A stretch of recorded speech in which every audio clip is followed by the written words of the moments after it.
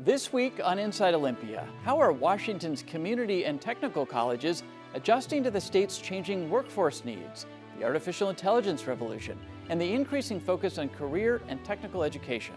Our guest for the full hour, Nate Humphrey, the newly appointed Executive Director of the State Board for Community and Technical Colleges. From the TVW studio, it's Inside Olympia with host Austin Jenkins. Welcome to Inside Olympia. Community and technical colleges fill an important educational gap.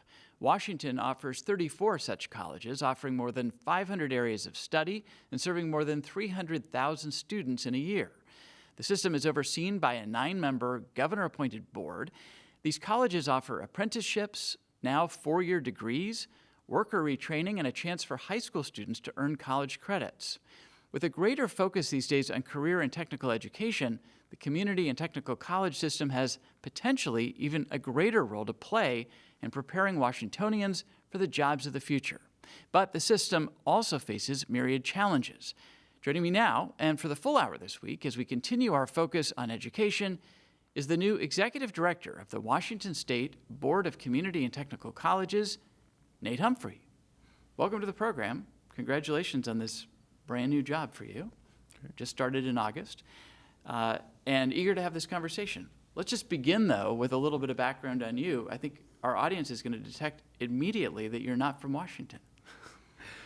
Thank you, Austin. It's great to be with you today, and it's good to be back here in Washington State, and excited to be rejoining this system and to be taking on this role of the Executive Director.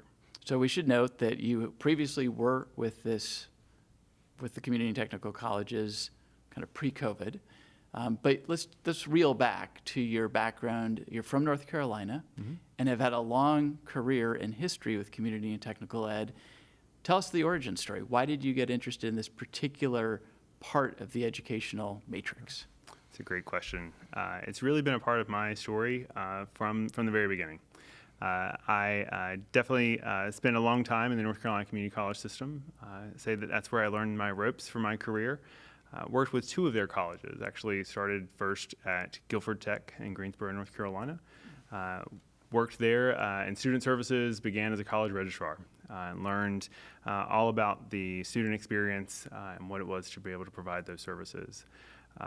Moved on to the state's largest institution, Wake Tech in Raleigh.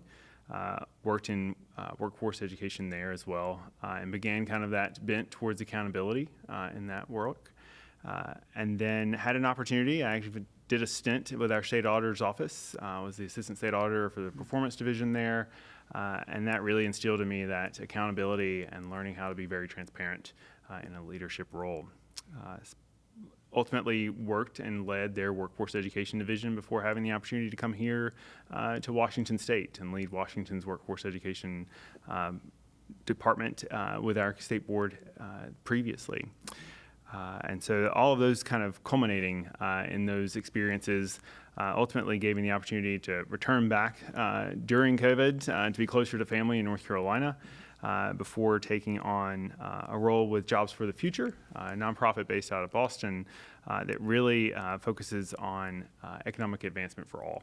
And in that role, had a chance to work with the Department of Labor, the Department of Commerce on the implementation of large-scale workforce and economic development initiatives that were centered on kind of 60 projects across the country during that span. So a long history in that space. And I can tell you were very jobs-focused too, which we'll be talking about. Let's just briefly, to sort of table set, also talk about this system that you're taking the helm of. I've talked about how many campuses there are, how many students are served. How do you think we should be thinking, though, about the community and technical college system and its purpose and who it serves? Yeah, that's a really great question. It is definitely one of the premier systems in the country. Washington has long been a recognized leader as a system and as a state in this space.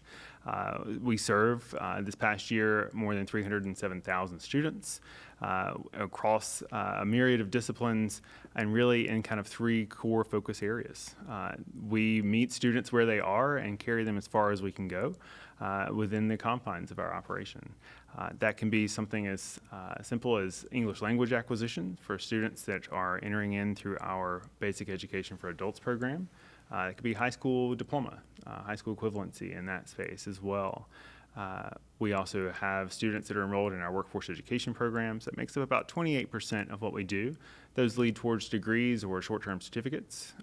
And then we also have our university transfer programs. And those make up around 37% of the student population that we serve across the state. I think Washington has a national reputation for some of the innovations that have come out of our system. Those include working with our Basic Education for Adults programs and co-teaching with our workforce programs, so that way students have early exposure to kind of the next step as they're pursuing their education. And we know that students are driven by they're seeking employment, they're seeking jobs, they're seeking, the core mission of our system is economic and social mobility. And so those are exactly the things that they're looking for whenever they come to us or wherever we happen to meet and work with them. So I'll also note that it seems like this is the type of system that has to be constantly adapting to meet the needs of the students, to meet the needs of the employers, to meet the moment. And we've been talking a lot on this program just in the last couple of weeks about the role of AI in education. And so I'm curious, if you were to sort of think about the kind of historical timeline and continuum, as we speak now in 2025, what do you think is the kind of animating issue, or are you at an inflection point? What's driving the conversation in this space in 2025? It's a great question. And I think you're absolutely right. I think as AI is just the latest kind of transformation that or disruption. Exactly. That our colleges are working with, right?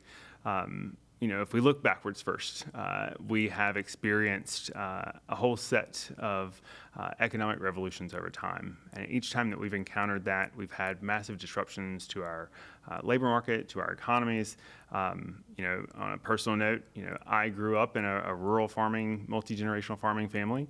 We were disrupted by economic shifts, right? And so that's a part of my own story of our family transitioning out of farming into a more modern role for them.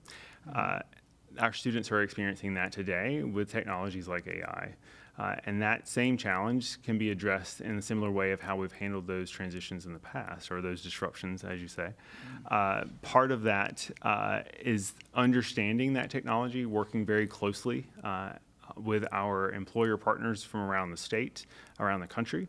And we have some advantages on that, particularly in AI here in Washington. We're lucky to be home. We have Microsoft, Amazon, a myriad of others in our backyard. And so working with some of our partners with Washington Tech Alliance, for example, to help us identify how we not just prepare our students with the skills to get those jobs, but to keep those jobs or to keep the job that they have. So that way they are able to transition with those economic shifts. So this constant need to keep up and adapt as the job environment changes. Let me sort of flip the question and send it to you another way, which is we're also in lean budget times, but when you took this job, what direction or what marching orders or what agreement did you come to with the board about what's needed for this system right now and why you're the right person for this job? Another solid question there. One of the things that I was very fortunate. So in the part of that process was I had my own filters about whether or not I really wanted to make this leap. And part of that was making the determination about whether or not my own skill set and experiences aligned with where the system was and where the system wanted to go. Part of doing that was setting up a commitment with the board that we would co-own with the system stakeholders what those goals and objectives would be. And so we've actually recently, just this past month, I've only been here a little over a month, right? But we've already sat down with the board and looked at what those priorities need to be and co-created those. And those really fall into kind of 4 core pillars. The first is around strengthening our agency's capacity and culture to have a service-oriented mindset whenever we're working with colleges that's centered on students. So that as we're working on these jobs type initiatives, we are, again, trying to understand who it is that we're working with and making sure we're including them in that voice as well. Part of it will be looking at what are the opportunities that are before us. Some of that will be building off of things that we already know, and part of that will be shifting to new realities, such as the workforce Pell policy that just changed at the federal level. And another piece of that will be closing the loop, if you will, on the implementation of our new student information system, making sure that that is really delivering what we want. That's an IT system? It is, yeah.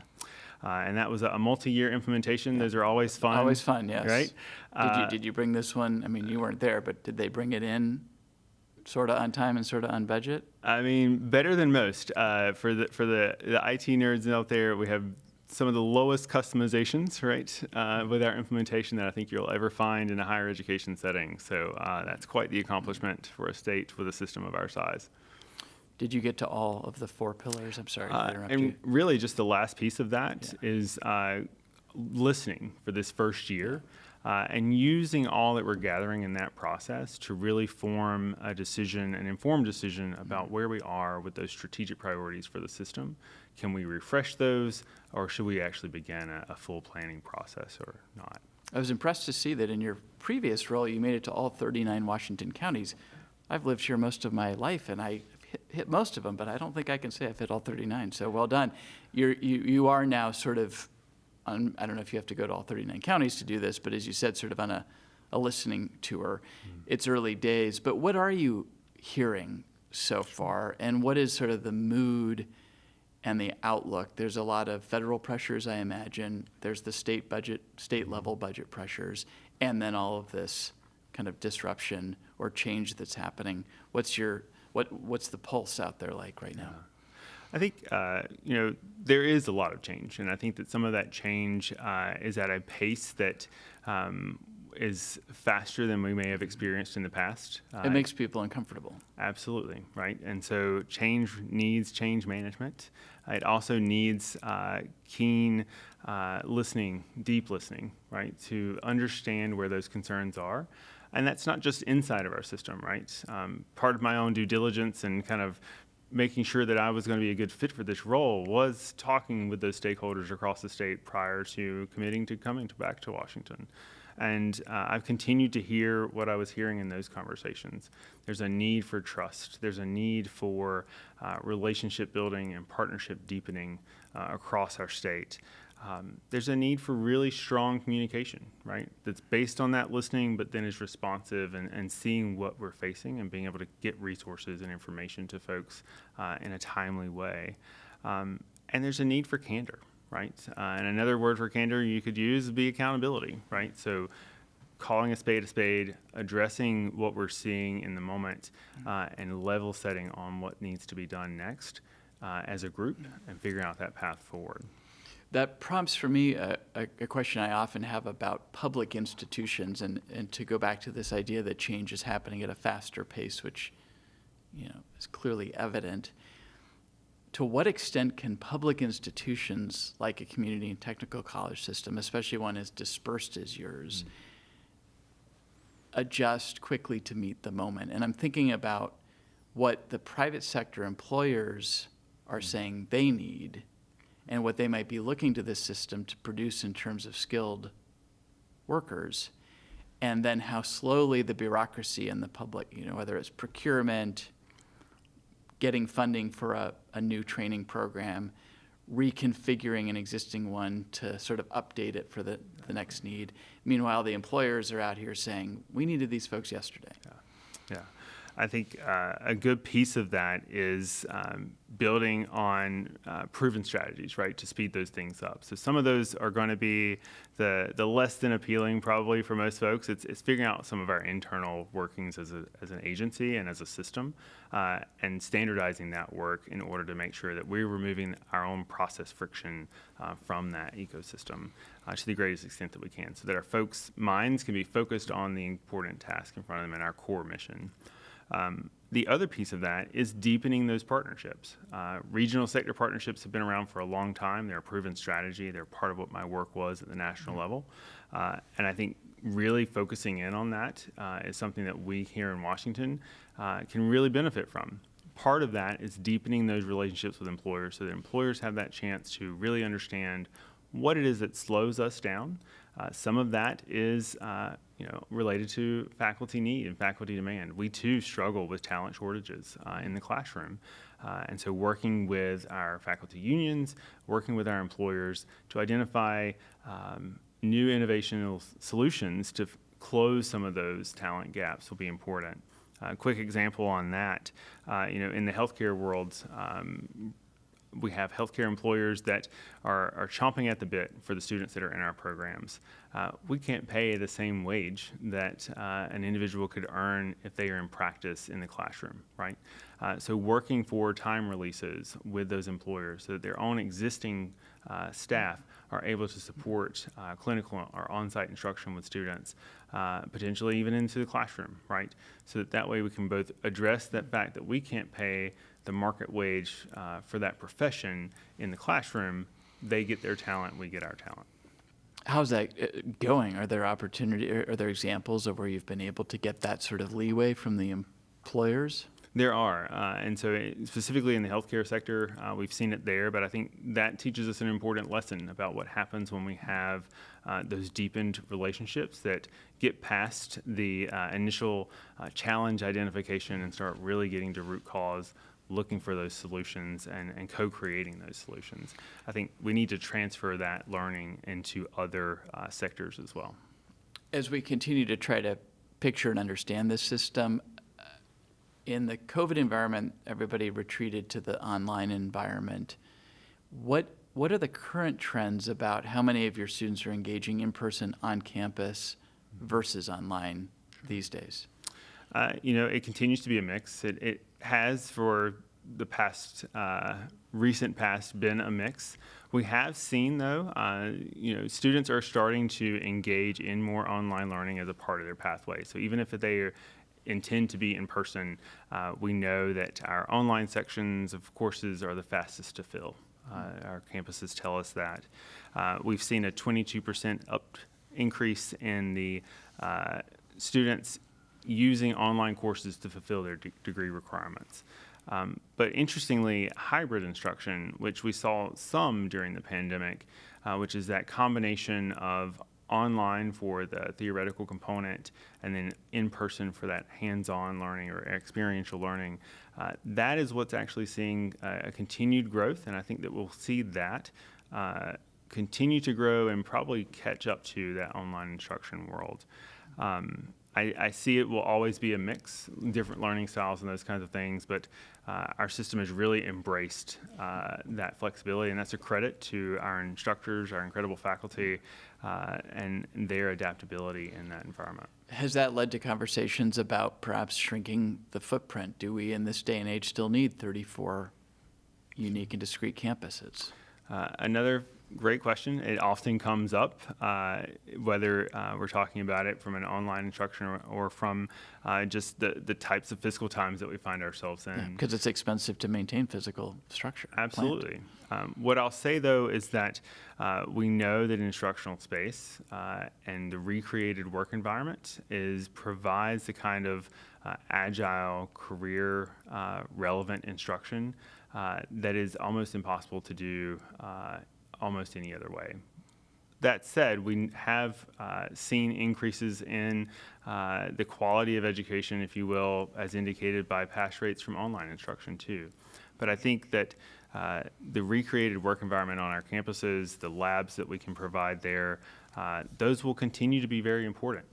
Those will continue to be the places where that hands-on experiential learning really flourishes in a way that students can really see and pick up those tactile skills.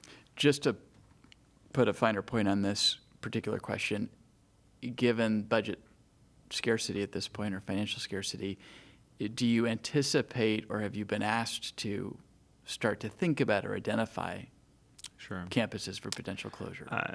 Since I've been in the role, that has not been brought to me directly, but that is a conversation that has historically bubbled up both within our state and nationally.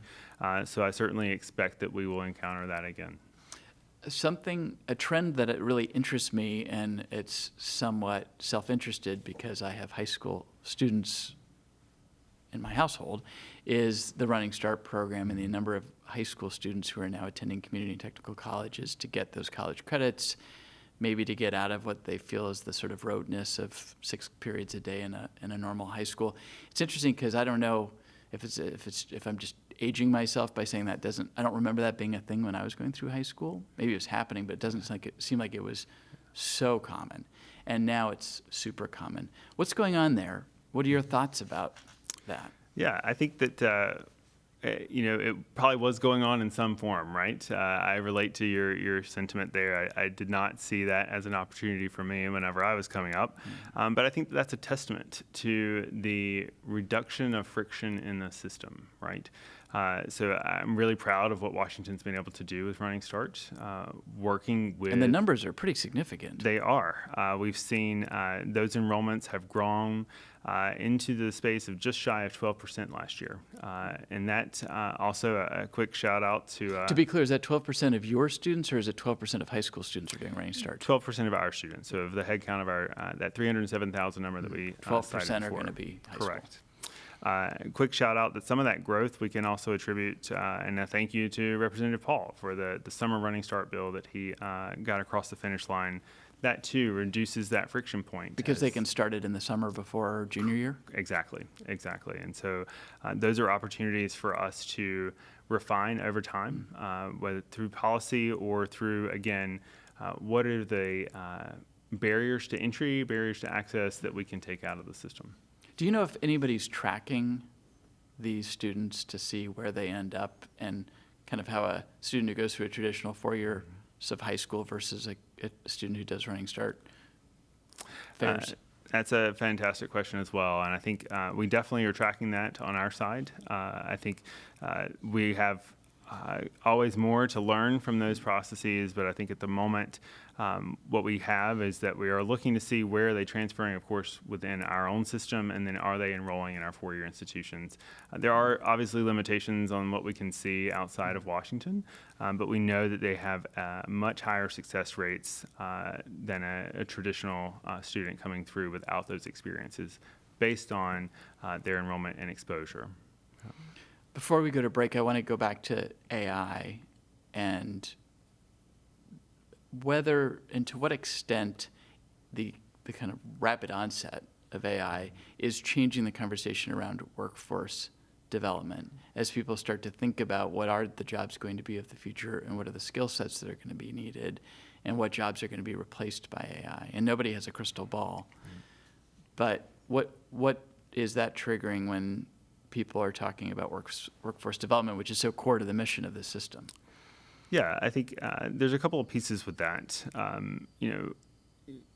Again, back to where some of those opportunities are lying, it really comes down to what are the ways in which we have AI resilient jobs, right? And so part of that is understanding on an individual level how are healthcare jobs evolving, how are manufacturing jobs evolving, and how can we make sure that our students are as prepared for that as they possibly can be. Components of that are going to be in those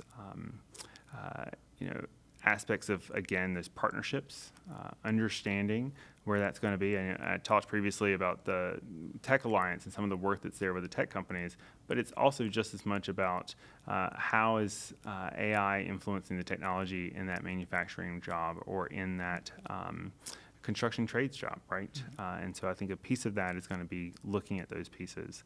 one of the challenges that comes with that is that when we learn this from history again, digital literacy, for example, versus AI literacy, as we came out of the Great Recession, students that were coming back to us in droves to reskill, upskill, to re-enter the workforce often lacked basic digital literacy skills, which are just the basic PC, how do I use this thing to conduct learning or to conduct business?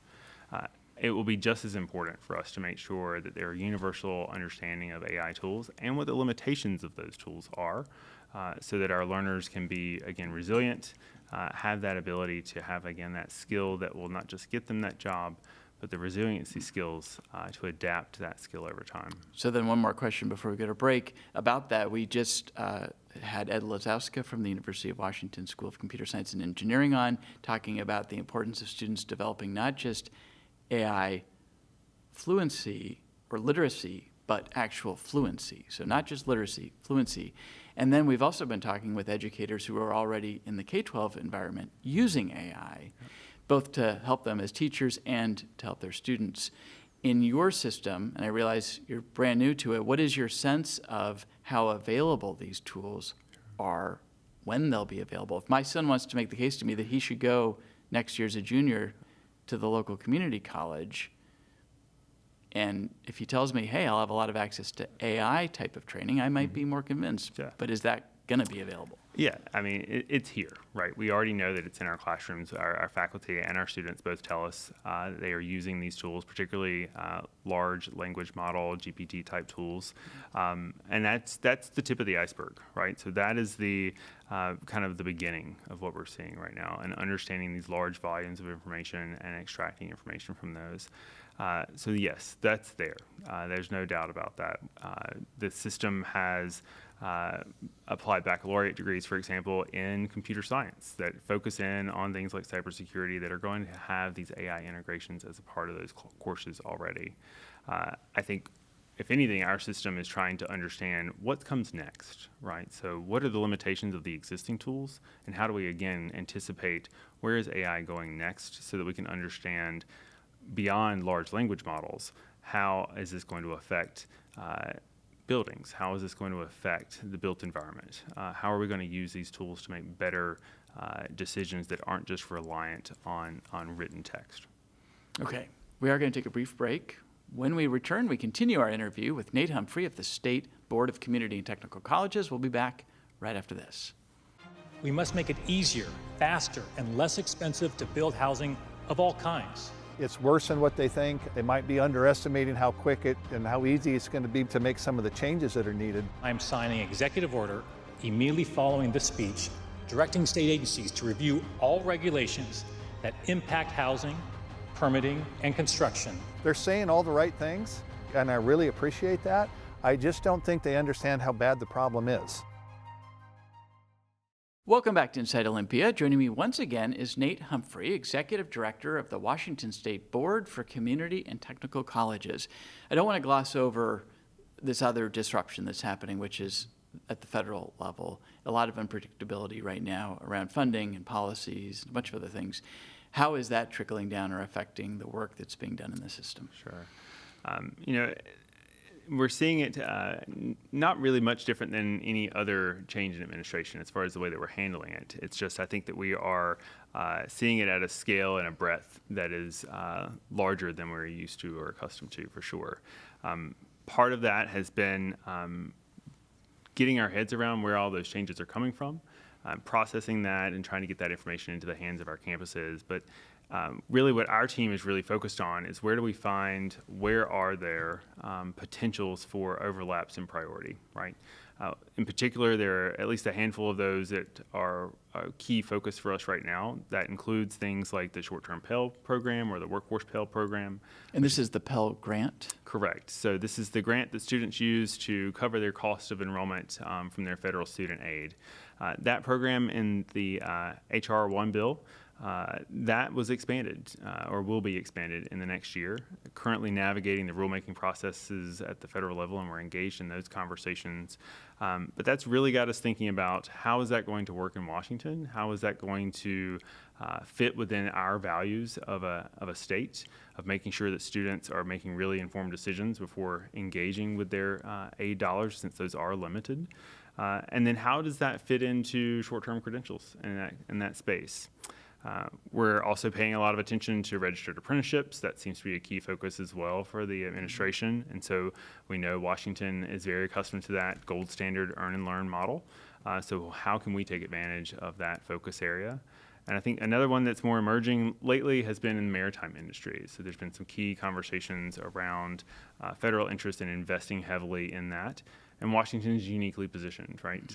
Most historically referred to as the most trade-dependent state, and that certainly has a lot to do with kind of the ocean-going and the shipbuilding industries here in the state. So how can we take advantage of those pieces as well? Just going back to the Pell example for a moment, what is the opportunity or the risk based on the changes that are being made? And what's the calculation that a student in tandem with the school might have to be thinking about? Sure. So Pell Grants have a maximum number of terms that they will support, and a maximum, what's referred to sometimes as the maximum time frame that's going to be a part of that.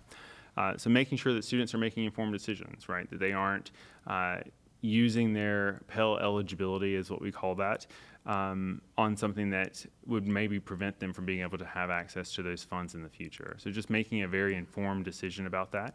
But then also, what are the labor market outcomes of the credential, the certificate that they are pursuing with those funds, so that they can, again, make an informed decision about that. Okay, let's bring it back to the state level and the budget constraints that exist. I know was recently a special board meeting to think about the supplemental operating budget request, which would be the request to lawmakers for next year, which is the mid-cycle part of the budget cycle. What sort of, maybe we should think first about sort of what the current budget climate is like and sort of the pressure that's putting, and then we can sort of shift to what the prospective requests will be. But what is the 2025-27 budget doing to the system? Mm-hmm. Sure. In the most recent biennium, we fared relatively well. I think you did escape the 6% cuts that were contemplated by the governor early on, right? Correct. So we saw that much more in that kind of 1.5% across the board for our sector. A part of that, though, is making sure, though, that our faculty are kept whole, right? And so part of that discussion is around how we make sure that we're fully funding things like the cost of living increases that come out, and how are we making sure that colleges aren't being squeezed in that. And what I mean there is that colleges generate revenue, correct, through their tuition accounts. However, those dollars are not growing at the same rates that those cost of living adjustments would require. And so that is a thing that we're trying to make sure that legislators understand as they're making their decisions and budgets. Just to be clear, we talked about the number of students being served. What are those enrollment trend lines? Sure. So what we've seen kind of year over year for the last 3 years since we've started coming back up from the pandemic declines are around 5 to 6% annual increases year over year each year. So is that why you're making the case that you should not be cutting staff? That's definitely a piece of it, right? And so I think we're anticipating that growth is going to continue. We're also seeing in labor market data that's coming out actively that data is telling us that we are on a precipice, right? And so we're seeing that job numbers are being revised. That tells us that our system is countercyclical. As the economy declines, our enrollment grows.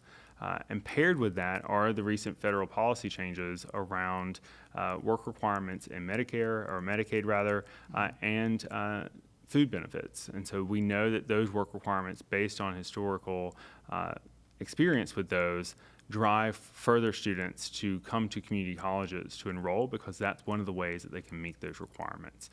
So we would be almost in a double, triple whammy situation with additional cuts at this point of having students that are coming back because the economy is declining, having those potential cuts and having those increased work requirements from those federal policy changes as well. So you were anticipating potentially quite a lot more interest in and demand for Correct.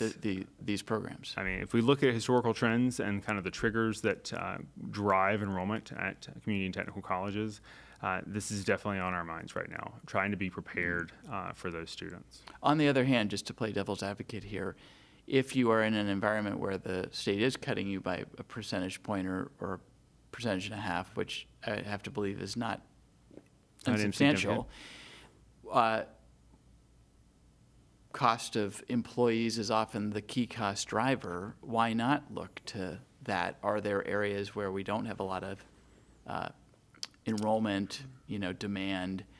Do we need to resize and right size? Right. And I would argue that the colleges are continuously doing that. The only way that they can remain nimble in this labor market, that is, as we've talked about already in this conversation, is to continuously look at their program mixes and where are they directing their resources to meet that moment.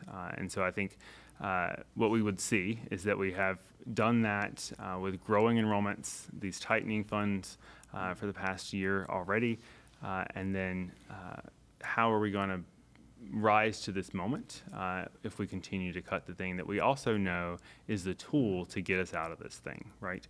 So if we're seeing a declining economy, we know that a skilled workforce is the number one way to be prepared to grow our way out of that. What is your current, the sort of flip side of this equation is, what is your current, you talked about the difficulty in recruiting people in because often they're being paid more to do the profession that they might be teaching students to do.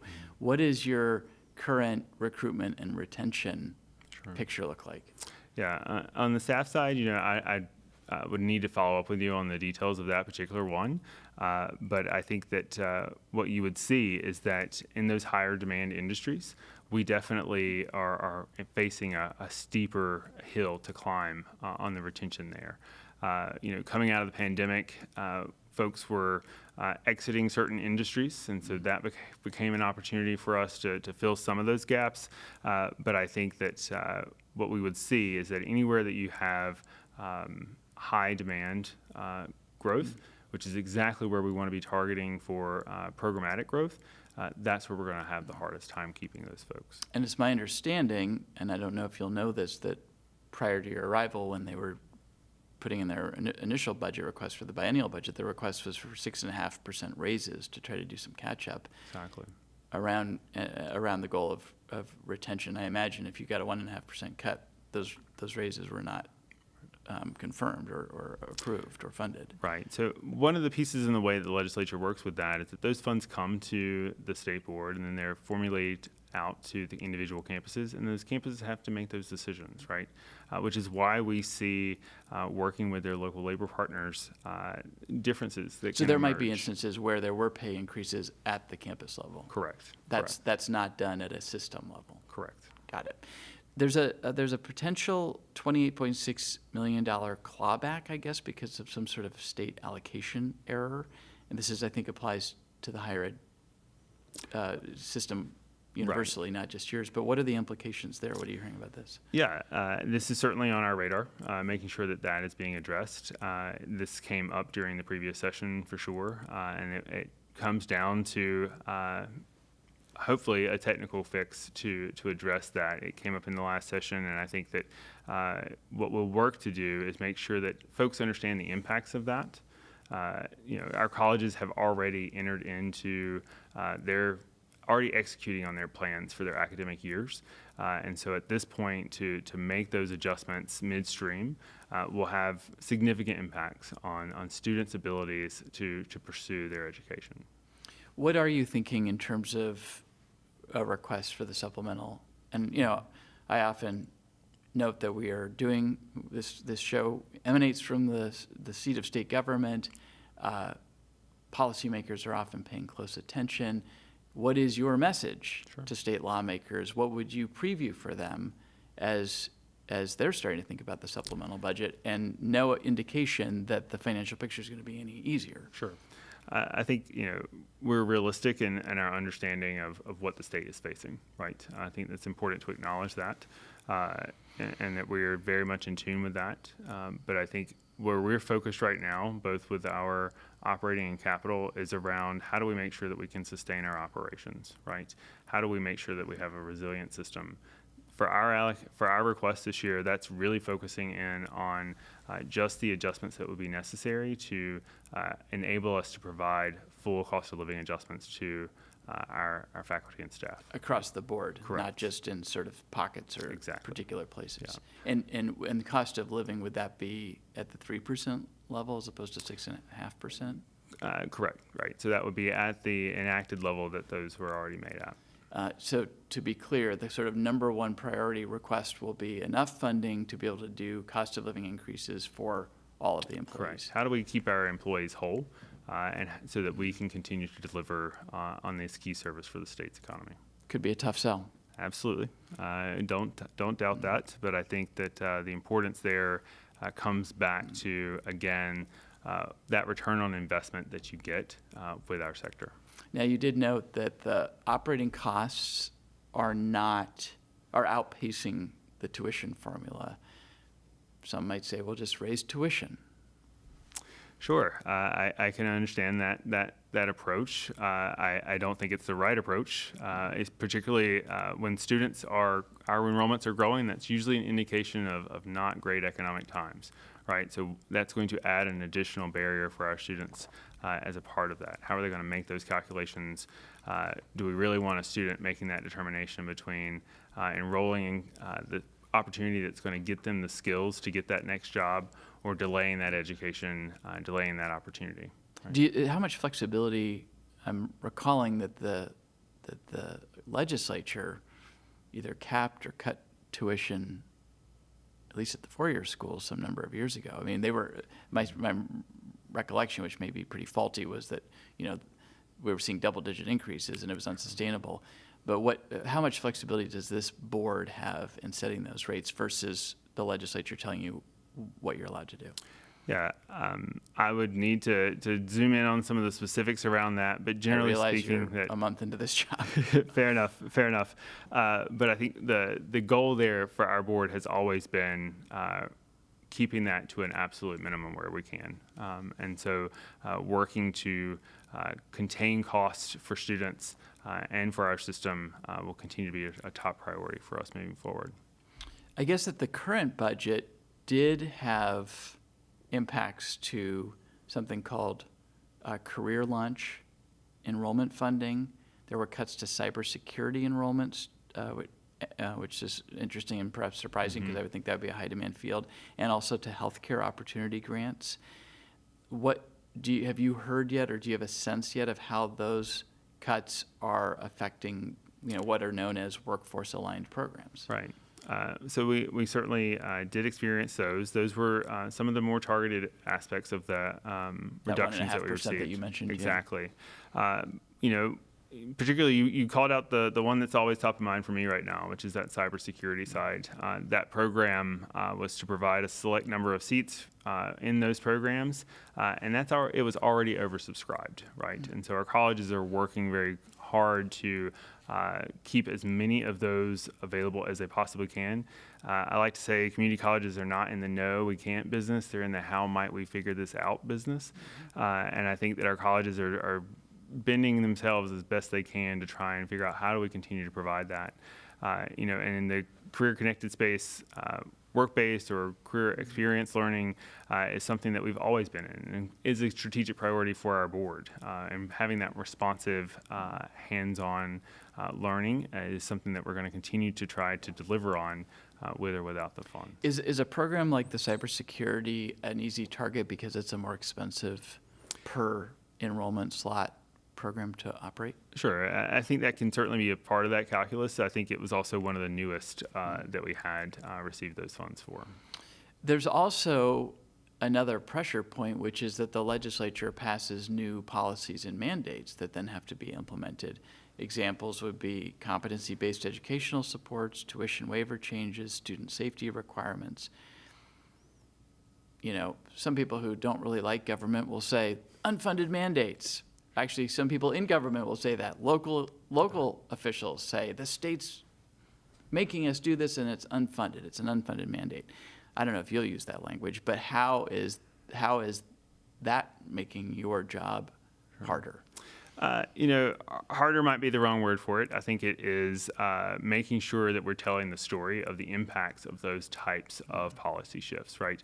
We seek... Even if you think that the policy is good policy. Absolutely, right? And so making sure that we're making those informed decisions as a state is a key part of our role at the state board.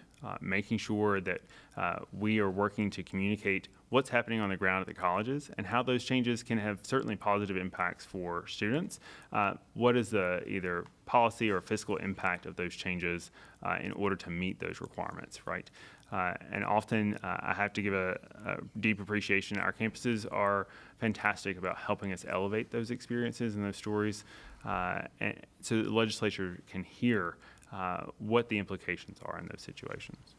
Let's go back to talking about the physical plant and all of these campuses. I was recently up at Pierce College. It is pretty remarkable when you go onto these campuses, and I don't know if they're all like this, but how really nice they are.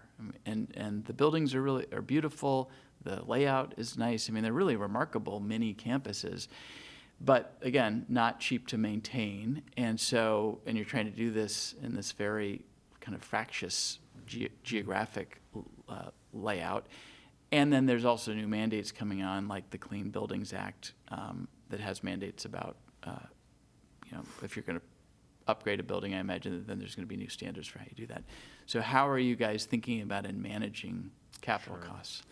This is something we're also pretty proud of, is the way that we manage our capital budget requests at the state board is a very structured process of looking at how are those projects fit within a prioritization process. We adopt that process each year, put all of our items through that, and then the legislature is then able to take that and see how we have prioritized those for action or for consideration. Absolutely, we have the benefit of having had good investments in both remodel and retrofit of older facilities. We still have quite a backlog of that we still need to work on, and certainly the impacts of decarbonization legislation will be a continued aspect of that. However, I would argue that, again, it's that recreation of that work environment to make sure that students are prepared. The last thing we want to have happen is a student walk in on their first day of employment and not have the skill that's needed to actually fulfill that job. Then we have failed at that promise, both to that student and to that employer stakeholder. And that built environment is a huge portion of that. The other piece that I would just quickly point to is that those retrofits, those opportunities there are indeed on deferred maintenance, right? Just like most public institutions, our colleges have had to make those tough decisions over the years. And we see, because of that, the growing costs of that deferred maintenance. So the longer we put these things off, the higher that emergency bill, if you will continue to grow. And always the ask on the capital construction side is greater than the amount you get. And then that means you have to put off something you'd like to, your physical plant people are saying, we'd like to do this today. And you're saying, we got to prioritize. Absolutely. And I think that what you'll notice if you take a look at our capital project list, especially in the supplemental, you're going to see a high level of those projects are not about new footprints, right? You're going to see an overwhelming majority of that is being focused on how can we either meet the state's obligations that it set for itself around decarbonization, or how can we remodel or retrofit to make use of existing space on the campuses. To be clear, the decarbonization piece, that does not come with funds, or does it?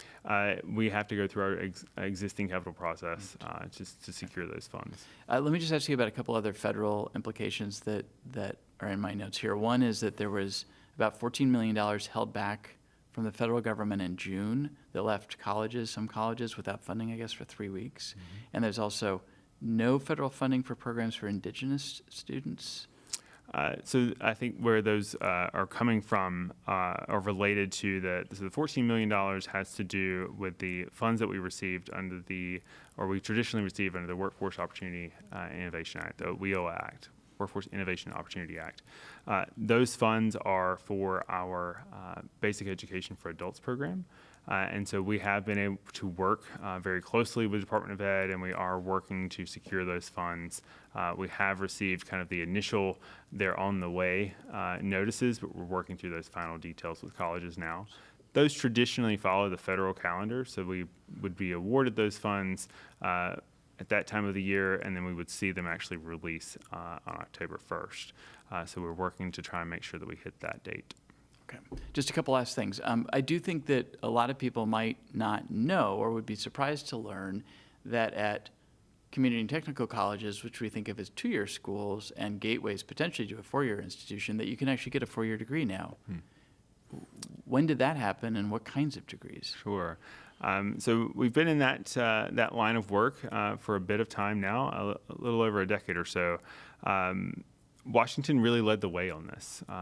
All 34 of our community and technical colleges now have an applied baccalaureate degree. There are 165 of those programs across the state. And those are very, very intentional. They only represent around 3% of our student headcounts.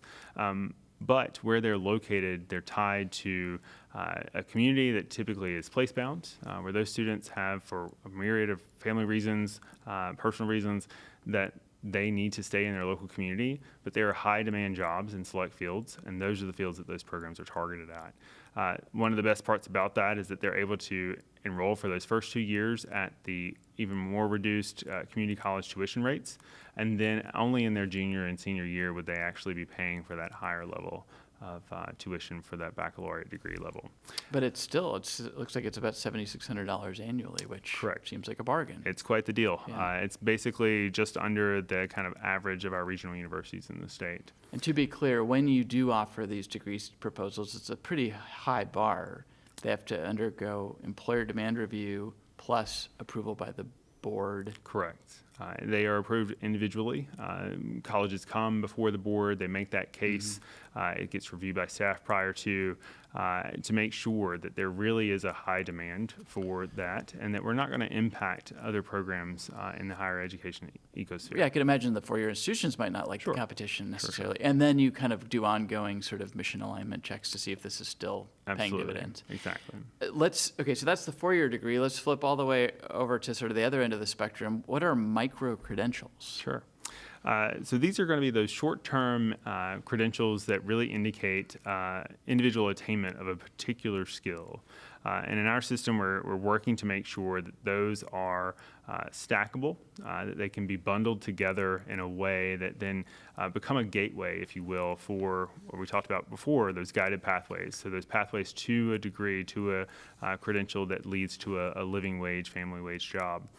So these are really those small bundles. They indicate that career readiness, that you're ready to engage in the workforce. And if I haven't shared this, at least half of our students are actively working while they're enrolled with us. So this helps them make sure that they can get that foot in the door, get that job, while they continue to pursue their education with us. Okay. You're brand new into this position. You're on your listening tour. It's early days yet. But if we reconvene in a year to 18 months, what do you hope or expect you might be able to report, or what imprint do you think maybe you will have been able to make on this system? That's a really good question. I think that what I would hope from that is that that folks would see that I've held true to my word on building those trusts, building those relationships that are necessary to really carry the message of the system, to carry the message of our students, of the communities that they're a part, so that folks here in Olympia can hear that, know the impact that we're having, and see that return on the investment in the people of the state. At the end of the day, it really is transformational what our system can accomplish, and so I hope that folks would see, I would be able to tell you that folks are seeing that message being delivered and that it's being received and taken into the formation of both fiscal investments and policy adjustments. And in terms of the challenges facing the system versus the opportunities? Mm-hmm. I think, I'm an optimist, right? I like to stay focused, but still grounded. And I think that we will continue to see those opportunities around the implementation of our guided pathways work. We'll see those opportunities around short-term credentials, reducing that friction of credentials to credit, credentials to degree. And I think that hopefully that will lay the groundwork for overcoming those challenges that we find as well.